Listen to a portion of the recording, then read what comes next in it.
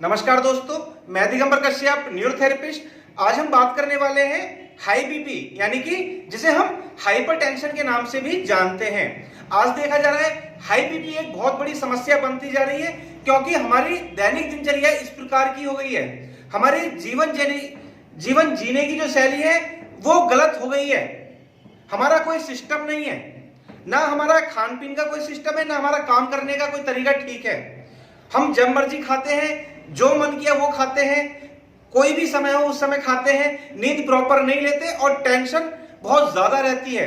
किसी को काम की टेंशन, किसी को शरीर की टेंशन, किसी को परिवार की टेंशन, जिसके कारण से हमें हाई बीपी की समस्या हो जाती है। हम नॉनवेज ज्यादा खाते हैं, बाहर का खाना ज्यादा पसंद करते हैं, डिब्बा पैक भोजन खाते हैं, तली हुई चीजों का ज्यादा सेवन करते हैं, मिर्च मसाले ज्यादा खाते हैं। इन सब कारणों से हाई बीपी हो जाता है। और जिसको भी हाई बीपी हो गया, हाई बीपी होने के भी बहुत सारे कारण और भी हैं। ये तो है, जिन लोगों का वजन ज्यादा है उनको हाई बीपी हो सकता है, जिनकी नींद पूरी नहीं होती उनको हाई बीपी हो सकता है, जो देर से सोते हैं, देर से उठते हैं, उनको हाई बीपी हो सकता है, जो लोग पानी कम पीते हैं उनको हाई बीपी हो सकता है। बहुत सारे कारण हैं जो हम हाई बीपी से शिकार हो जाते हैं और निरंतर डॉक्टरों के चक्कर लगाते रहते हैं। रोज दवाई खाने के लिए हमें कहा जाता है, और दवाई केवल उतने दिन काम कर रही है जितने दिन आप खा रहे हैं। दवाई आप रोज खाएंगे तो आपका बीपी कंट्रोल रहता है। अगर किसी दिन दवाई मिस हो गई तो आपका बीपी तुरंत बढ़ जाता है, क्योंकि दवाई कोई समाधान नहीं है, एक रिलीफ है, टेम्परेरी रिलीफ। जब तक खाते रहेंगे कंट्रोल में रहेगा, दवाई छोड़ते ही बीपी बढ़ जाएगा। तो जिनकी भी दवाइयां चल रही है वो दवाइयां ना छोड़े, निरंतर लेते रहें जब तक वो नॉर्मल ना आए। और जब हाई बीपी हो जाता है तो हाई बीपी के कारण से बहुत सारी परेशानियां हो जाती हैं। किसी को पैरालिसिस हो सकता है, किसी को स्ट्रोक हो जाता है, किसी को ब्रेन हैमरेज होना, हार्ट फेल होना। बहुत सारे ऐसे कारण हैं जो हाई बीपी के कारण से बहुत सारे रोग आ जाते हैं। किसी को डायबिटीज हुई है तो भी उसमें बीपी का रोल हो सकता है, किसी की आर्टरी ब्लॉक हो जाती है। तो हाई बीपी अपने आप में एक बहुत बड़ी बीमारी है। अगर किसी को हो गई है, जो इसकी दवाई ले रहे हैं वो निरंतर दवाई लेते रहे, किसी के कहने से, अपनी मर्जी से कभी दवाई ना छोड़ें, क्योंकि ये अचानक से अटैक करता है।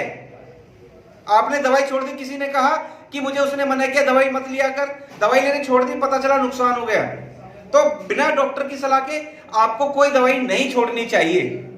अगर आपको फिर भी बीपी की समस्या है, आपको आराम नहीं आ रहा है, आप दवाइयां खाकर परेशान हो गए, तो आज मैं आपको न्यूरोथेरेपी के केवल 2 पॉइंट बताने वाला हूं। बड़े छोटे छोटे से पॉइंट, आप घर पर कर सकते हैं, कहीं पर भी कर सकते हैं, किसी भी समय कर सकते हैं, तो आपको निश्चित ही बीपी की समस्या में आराम आएगा। तो आइए जानते हैं कौन से हैं वो ऐसे पॉइंट जो आपकी बीपी की समस्या को भी नॉर्मल कर सकते हैं। आइए, पेशेंट को इस प्रकार से सीधा बिठाना है और यहाँ कान के नीचे एक नर्व आ रही होती है। यहाँ हमें इस प्रकार से पाउडर लगाना है, दोनों साइड, लेफ्ट और राइट, इस प्रकार से। और हमें अपने अंगूठे से यहाँ घिसना है 60 बार, 60 बार।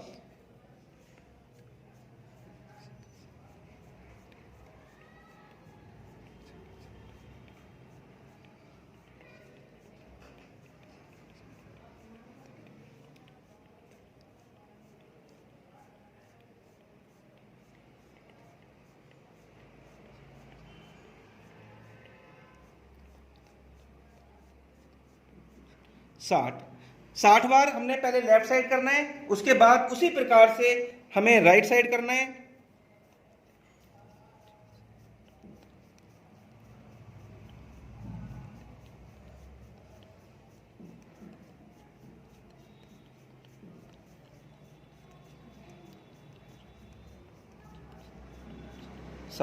साठ बार हमने पहले लेफ्ट साइड किया, फिर राइट साइड किया, फिर पेशेंट को नीचे लेटने के लिए कहना है, और राइट वाले हैंड के नीचे, हाथ के नीचे हमें एक तकिया लगाना है इस प्रकार से।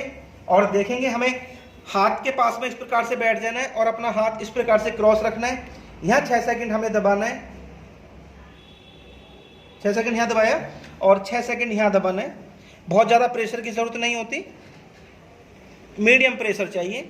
फिर तीसरा पॉइंट हमारा यहाँ पे, हर बार 6 सेकंड।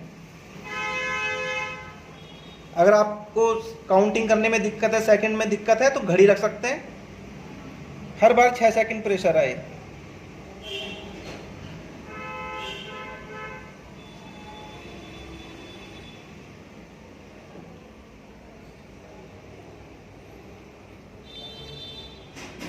ये हमारा 8वां पॉइंट यहां बनता है। ये हमारा 9वां पॉइंट 6 सेकंड प्रेशर। ये 10वां पॉइंट, ये 11वां पॉइंट, हर बार 6 सेकंड प्रेशर। 13 पॉइंट, ये 14वां पॉइंट,